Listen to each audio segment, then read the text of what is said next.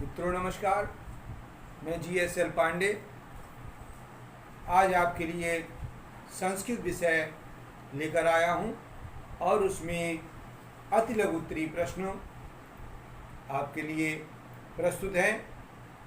ये अति लघु उत्तरीय प्रश्न सभी विद्यार्थियों के लिए बहुत आवश्यक हैं। इनका अध्ययन एवं मनन करें। तो प्रारंभ करता हूं।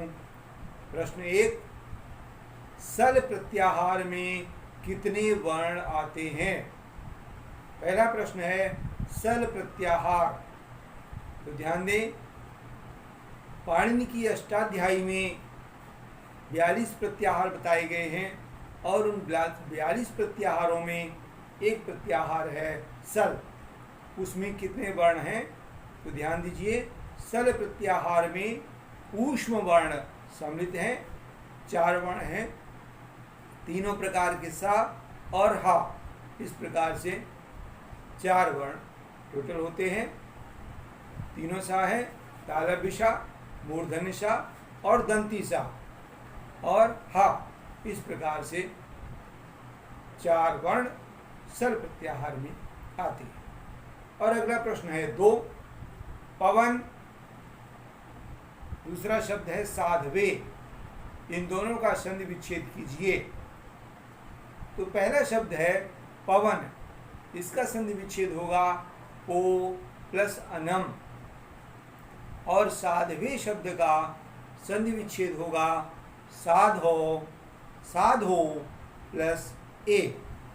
इस प्रकार से ध्यान ये देना है कि दोनों में अयादि संधि है। एचो एवा यावा सूत्र से यहाँ अयादि संधि बनती है। और अगला प्रश्न है 5, मुख कमलम और विद्याधनम, इन दोनों शब्दों में समास बताइए। मुख कमलम का समास विग्रह होता है मुख एव कमलम, और विद्याधनम का समास विग्रह होगा विद्या एव धनम, और दोनों में कर्मधारय समास है। अगला प्रश्न है माता बालकाय फलम ददाति। इस वाक्य में बालक शब्द में विभक्ति बताइए। माता बालकाय फलम ददाति, इस वाक्य में बालक शब्द में चतुर्थी विभक्ति है। ध्यान दीजिए, देना के अर्थ में चतुर्थी विभक्ति होती है। अगला प्रश्न है बलवान और गुणवान, इन दोनों शब्दों में प्रत्यय बताइए। तो ध्यान दीजिए, इन दोनों शब्दों में वान शब्द आया है और वान या मान अंत में जुड़ता है मतु प्रत्यय में।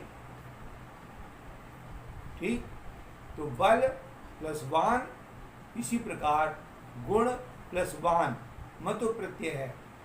कहीं कहीं पर मान भी जोड़ दिया जाता है, जैसे श्रीमान, यहाँ पर भी मतु प्रत्यय है।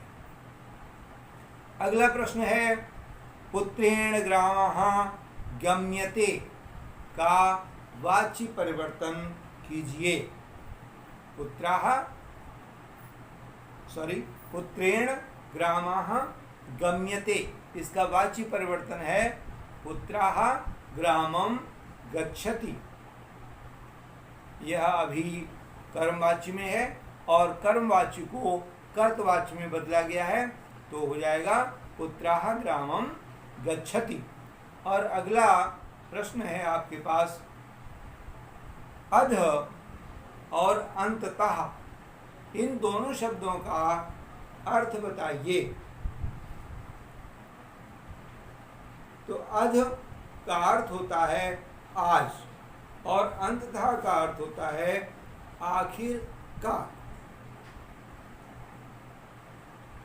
अंत में। अंततः का अर्थ हो जाएगा अंत में। और अगला प्रश्न है देव शब्द के पर्यायवाची शब्द लिखिए। देव शब्द के पर्यायवाची शब्द दीजिए, बताइए। तो इसके पर्याय बनते हैं अमर, अजर, सुर, दानवारे, देवता, देव आदि इसके पर्यायवाची होते हैं। और अगला प्रश्न आपके सामने है रविशु। ये एक शब्द है, इसकी विभक्ति बतानी है, विभक्ति और वचन। रविशु, तो ध्यान दीजिए, रवि शब्द का ये रूप है सप्तमी विभक्ति, बहुवचन का रूप है रविशु। इस प्रकार से अगला है प्रश्न, एकोनशतम को हिंदी अंकों में क्या पढ़ेंगे? एकोनशतम अर्थात 100 में से एक कम, अर्थात 99 पढ़ेंगे। और अगला प्रश्न है, काव्यालंकार के रचयिता कौन हैं? इसका सही उत्तर है काव्यालंकार के रचयिता आचार्य भामह हैं। उन्होंने काव्य में अलंकारों की उपयोगिता के विषय में विस्तार से लिखा है। संस्कृत में ये पहले अलंकारवादी कवि हुए, विद्वान हुए। अगला प्रश्न है, संस्कृत नाम दैवी वाङ्माख्याता महर्षि भी, यह एक सूक्ति है। इस सूक्ति के रचनाकार कौन है? फिर से सूक्ति सुन ले। संस्कृत नाम दैवी वाङ्माख्याता महर्षि भी, इसका अर्थ देखें तो आपको शायद याद आ सकता है कि संस्कृत देवताओं की भाषा है और ऋषि मुनियों ने इसकी व्याख्या की है। तो यह सूक्ति आचार्य दंडी के द्वारा लिखी गई है। और अगला प्रश्न है, रघुवंशम के अनुसार राजा दिलीप की पत्नी का क्या नाम था? रघुवंशम ग्रंथ संस्कृत के प्रसिद्ध कवि कालिदास के द्वारा रचित है। इसमें दिलीप शिगो सेवा नाम से बहुत विस्तृत वर्णन किया गया है। उसमें दिलीप का परिवार, दिलीप के गुरु, उनकी पत्नी और गुरु की पत्नी आदि का नाम दिया गया है। तो राजा दिलीप की पत्नी का नाम सुदक्षिणा था। और अगला प्रश्न है, विषकुंभ पयोमुखम का हिंदी में मुहावरा क्या है? चलिए पहले इसी को समझते हैं। विषकुंभ पयोमुखम, एक घड़ा है जिसके अंदर विष भरा है, लेकिन उसके मुख पर अमृत लगा है। यह सूक्ति है, एक मुहावरे के रूप में संस्कृत में प्रयुक्त होती है। और हिंदी में इसकी जगह पर मुहावरा है, मन में राम बगल में छुरी।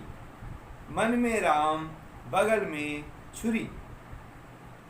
और अगला प्रश्न आपके सम्मुख, अभिवादनशीलस्य नित्य वृद्धोपसेविना चत्वारि तस्य वर्धन्ते आयुर्विद्या यशोबलम। इस श्लोक का अर्थ बताइए। तो ध्यान दीजिए, कवि ने कहा है, ये सुभाष तानी का श्लोक है। कवि ने कहा है कि जो व्यक्ति अभिवादनशील होते हैं, अर्थात अभिवादन करने में दक्ष होते हैं, चतुरता से अभिवादन करते हैं और वृद्धों की सेवा करते हैं, उन व्यक्तियों की 4 चीज़ें बढ़ती रहती हैं। आयु बढ़ती है, विद्या बढ़ती है, यश बढ़ता है और बल भी नित्य बढ़ता रहता है। फिर से समझ लें, जो व्यक्ति अभिवादनशील होते हैं और जो वृद्धों की सेवा करते हैं, उन लोगों की 4 चीज़ें बढ़ती रहती हैं। आयु, विद्या और यश और बल नित्य बढ़ता रहता है। मित्रों, आज यहीं पर ये वीडियो समाप्त होता है। कल नए वीडियो के साथ पुनः उपस्थित होंगे। जय हिंद।